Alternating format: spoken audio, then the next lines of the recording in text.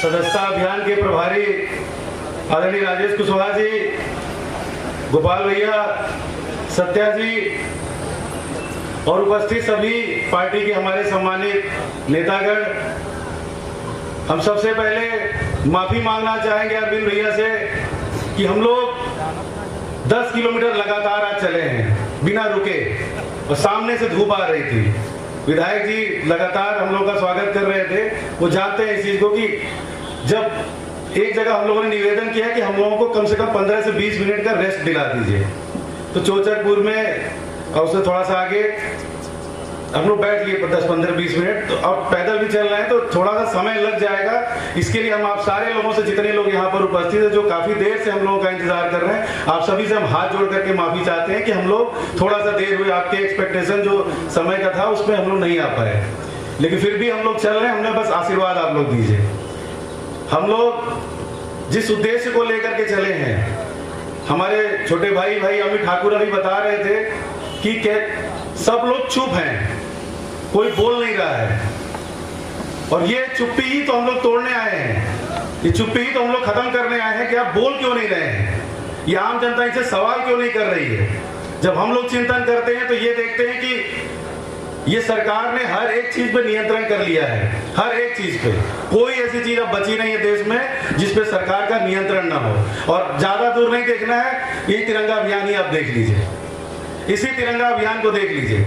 जिन लोगों ने हमेशा तिरंगा का विरोध किया, जिनने कभी तिरंगे को नहीं माना, आज वो खुशी खुशी लगा रहे हैं और अभियान चला रहे हैं और सब लोग उनका साथ दे रहे हैं।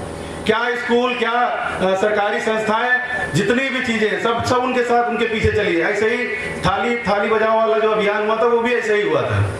ये जो इवेंट करते हैं वो सक्सेसफुली लेके चले जाते हैं। इनका कोई विरोध, इनसे कोई सवाल नहीं पूछता है कि भाई आखिर तिरंगा अभियान किस बात के लिए। देश सभी का है, झंडा सभी का है, 15 अगस्त हमारा आ रहा है। उससे पहले एक हफ्ते पहले आप किस बात का तिरंगा अभियान चला रहे हो। खैर, तिरंगा आप साल भर लगाइए, अपने घर पे लगाइए, वो हमारा और आपके भावनाओं से जुड़ा हुआ झंडा है। उसके प्रति जो प्रेम है वो आपको नहीं समझ में आएगा, खासतौर से संघ के लोगों को कतई समझ में नहीं आएगा। वो उसको लेके इवेंट कर सकते हैं, लेकिन उसको लेकर के जो अथाह प्रेम हम लोगों के अंदर है वो उनके अंदर नहीं आ सकता है, क्योंकि वो 2 झंडे को मानते हैं, वो 2 संविधान को मानते हैं। जिस संविधान की बात हम लोग करते हैं, जिसको डॉक्टर बाबा साहब भीमराव अम्बेडकर जी ने बनाया था, वो संविधान को हम मानते हैं, वो नागपुर के संविधान को मानते हैं। कहां उनके अंदर सच्चा प्रेम आ पाएगा। इसलिए हम अपने संविधान को बचाने आए हैं, जिसको इन लोगों ने बहुत ही चालाकी से कब्जा कर लिया है। 2014 से देश के सभी संस्थाओं पर, खासतौर से जो संवैधानिक संस्थाएं हैं, जो हमारी स्वतंत्र संस्थाएं हैं और जो हमारा मीडिया है जो सवाल पूछता है, ये सब इनके कब्जे में आ चुके हैं। कोई इनसे नहीं बोलेगा। सारे इंडस्ट्रियलिस्ट इनके कब्जे में है, सारे उद्योगपति, पूंजीपति, सब लोग इनके कोई विरोध नहीं हो रहा है। ये तमाम गड़बड़ियां कर रहे हैं, तमाम भ्रष्टाचार हो रहा है, हर एक परीक्षा का पेपर आउट होता है। नौजवानों के लिए कितनी बड़ी स्कीम, कितनी वाहियात स्कीम लेकर के आए थे। गाजीपुर जिला अच्छे से जानता है, अग्निवीर की 4 साल के अंदर मात्र आपको रिटायर कर देंगे। इसका भी विरोध जब हुआ तो इसी मीडिया के सहारे लोगों ने इनको उपद्रवी घोषित कर दिया, कहलवा दिया लोगों से कि उपद्रवी। और इनका आंदोलन जो स्वतः स्फूर्त आंदोलन था, जिसमें सारे नौजवानों ने भाग लिया, उस आंदोलन को खत्म कराने का, उस आंदोलन को बंद कराने का और डिरेल करने का काम इन लोगों ने किया।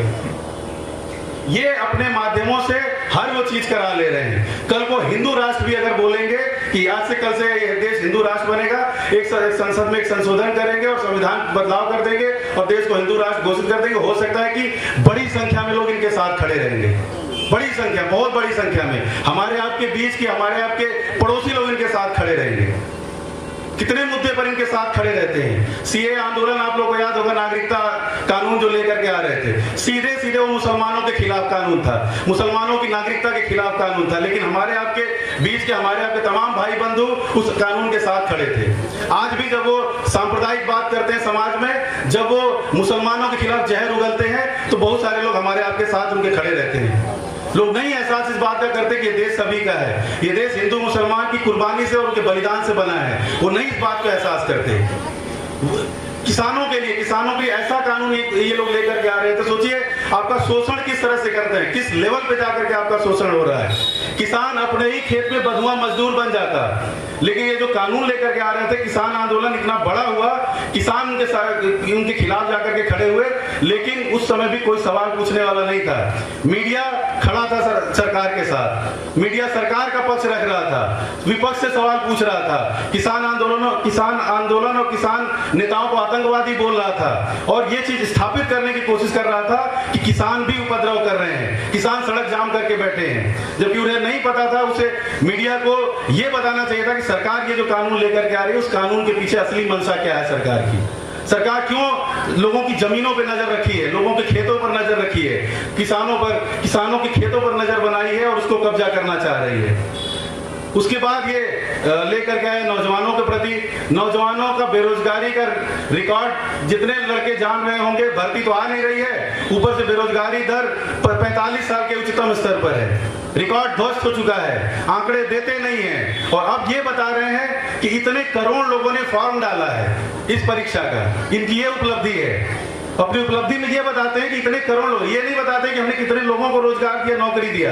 ये इसी को बताने पर कि लोग जब करोड़ और लाख की बात जब लोग सुनते हैं तो एक मनोवैज्ञानिक लोगों के मन में रहता है कि बताइए इतने ज्यादा लोग उम्मीद लगाए बैठे हैं। अब एक चपरासी की भर्ती निकालती है, देखिए उसको हजारों लाखों लोग नहीं भरते हैं, तो देखिए हमेशा से ये रहा है, क्योंकि इस देश की आबादी इतनी ज्यादा है, इस देश में बेरोजगारी इतनी बड़ी समस्या है कि उसको सरकारों को जिम्मेदारी से लेना ही पड़ेगा।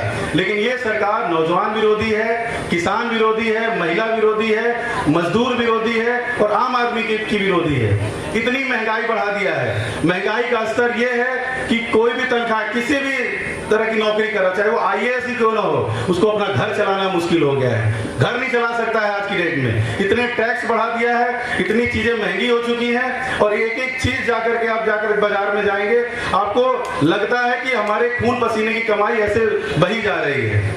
कोरोना काल में सरकार नाम की कोई चीज दिखाई नहीं दे रही थी, कोई ऑक्सीजन तक उपलब्ध नहीं करा पा रहे थे। मतलब कहने का हमारा यह है कि ये हर एक मोर्चे पर विफल हैं, लेकिन उसके बाद ये चुनाव जीत रहे हैं, उसके बाद भी ये अपनी बात, अपना इवेंट किसी न किसी माध्यम से करा ले जाते हैं। इसलिए जो नियंत्रण इन लोगों ने कर लिया है, जो हमारी संस्थाओं पर, जो सरकारी संसाधनों पर इन्होंने कब्जा कर लिया है, उस कब्जे से मुक्त कराने का समय है। और सवाल अब कोई और नहीं पूछेगा, सवाल सिर्फ और सिर्फ जनता पूछ सकती है। जनता इनका जवाब देने के लिए तैयार है, इसलिए हम जनता के बीच जाकर के जनता को जगाने गए हैं। इसलिए हम अपना जो संविधान की प्रस्तावना पन्ना है उसको लेकर के लोगों के बीच जाते हैं कि देखिए हमारे क्रांतिकारियों ने जिस डेट पे ये आंदोलन हम लोग शुरू किए, ये पदयात्रा शुरू किए 9 तारीख से, उसी दिन से गांधी जी ने आह्वान दिया था करो या मरो, भारत छोड़ो आंदोलन उसी दिन से शुरू हुआ था। अंग्रेजों भारत छोड़ो का नारा देकर के उन्होंने शुरू किया था। आप जब उस तारीख को जानेंगे, उसके बारे में, आजादी के संघर्ष के बारे में जानेंगे, तब आपको समझ में आएगा कि हमारे देश के लोगों ने कितना ज्यादा बलिदान देकर के और कितना ज्यादा अपमान सहते हुए इस आजादी को प्राप्त किया था। आप कल्पना तक नहीं कर सकते हैं। हम यही सोच रहे थे, अभी हम लोग सारे लोग चल रहे थे, सत्या भाई से लेकर के योगेश भाई हैं, राघवेंद्र हम लोग के हैं, आलोक हम लोग का स्वागत किया, 19 यहाँ बैठे हुए हैं, अविनाश विद्यार्थी जी हैं, हमारा छोटा भाई अमित MLC जो सुल्तानपुर से आया हुआ है, उसकी कमर में तकलीफ है, उसके बाद भी हम लोग के साथ लगातार चल रहा है, आजाद राय जी हैं और भी तमाम साथी, अरुण है, यहाँ सतपाल बैठे हैं, शिवपूजन भाई हैं, पांचों जी, राकेश क्रांतिकारी, अरविंद, नीरज, विवेक, अनिल भाई लगातार हम लोगों के साथ चल रहे हैं, लंबी टीम के साथ चल रहे हैं, लालू भाई, जितने भी हम लोगों के साथी हैं, तमाम सारे साथी।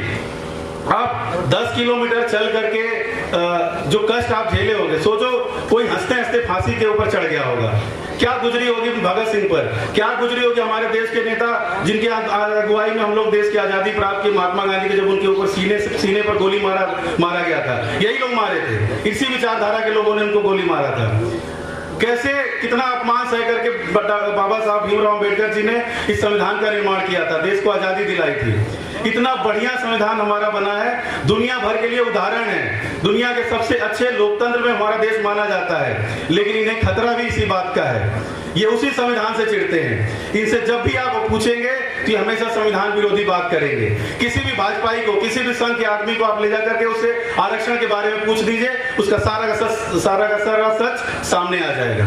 किसी भी भाजपाई से आप पूछ लीजिए उठा करके भीमराव अम्बेडकर जी के बारे में, वो कितना उनसे ज्यादा नफरत आज भी करता है, उसका सच सामने आ जाएगा। कोई सच्चा प्रेम इनका नहीं है, न देश के प्रति, न झंडे के प्रति, न हमारे संविधान के प्रति, न अम्बेडकर के प्रति, न गांधी के प्रति, न खुद इस समय इस देश के सिस्टम के प्रति। वो इस सिस्टम को कब्जा करना चाह रहे हैं, वो फिर से उस दौर में ले जाना चाह रहे हैं जिस 2000 साल की गुलामियों से, बेड़ियों से जकड़ करके हम लोग बाहर आए हैं। आजादी हमको मिली, हमारा संविधान मिला, संविधान मिलने के बाद हमको अधिकार मिला और उस अधिकार के तहत हम आगे बढ़ना शुरू किए। जो भी थोड़ा बहुत हमारा विकास हुआ है, जो भी थोड़ा बहुत समाज में हमको सम्मान और सुरक्षा मिल रही है, वो उस संविधान की वजह से मिल रही है, दूसरा कोई कारण नहीं है। हमें उसको बचाना है, हमें अपने संविधान को बचाना है और ज्यादा समय नहीं लगेगा। ये सब जो नाटक कर रहे हैं, ये सब 2024 के लिए किया जा रहा है। 2024 में अगर फिर से ये जीत गए तो सोचिए क्या होगा। अगर संविधान बदल दिए, देश को हिंदू राष्ट्र बना दिए तो फिर क्या होगा? कहां जाएगा दलित पिछड़ा, कहां जाएगा मुसलमान, कहां उसका भविष्य कौन सुरक्षा करेगा? दंगे होंगे, दंगे की आग में ये झोंक देंगे हम लोगों को, विभाजन की आग में झोंक देंगे। इसलिए हम लोग आपको जगाने आए हैं, आपको बताने आए कि अभी भी समय है। संविधान लेकर के आप सब खड़े हो जाइए, अपने लोकतंत्र की महत्ता को आप पहचानिए और समाजवादी रास्ते को चुन लीजिए। उस रास्ते को चुन लीजिए जहां पर हिंदू मुसलमान के बीच किसी तरह का कोई धार्मिक उन्माद न रहे, गरीबी और अमीरी के बीच किसी तरह का कोई खाई न रहे, कोई गैर बराबरी न रहे किसी के प्रति। सभी जाति को, सभी धर्म को संसाधनों में उचित भागीदारी मिले, बराबर की भागीदारी मिले, बराबर का सम्मान और बराबर का सुरक्षा मिले। उनको, नौजवानों को हमारे रोजगार मिले, वो बेहतर भविष्य बना सके और उनका जीवन स्तर बेहतर हो सके। देश आगे बढ़े, देश वैज्ञानिक रास्ते पर चले, देश तकनीकी रास्ते पर चले, दुनिया के साथ कदम से कदम मिला करके आगे बढ़े। ये हम लोग क्या उद्देश्य है, इस चीज को लेकर के हम लोग चलना चाह रहे हैं और यही संदेश हम लोगों के नेता आदरणीय अखिलेश यादव जी का है। उसी संदेश को लेकर के हम लोग आपके बीच आए हुए हैं।